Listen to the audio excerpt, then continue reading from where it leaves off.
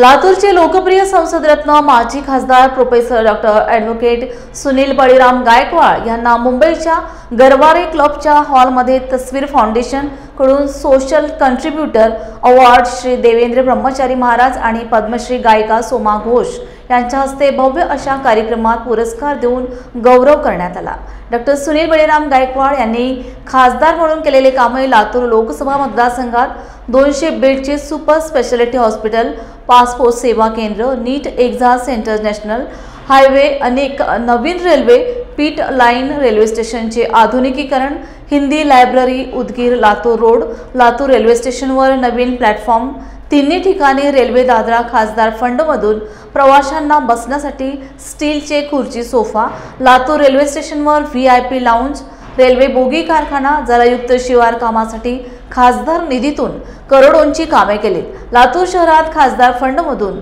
100 borewell सुद्धा दिलेत।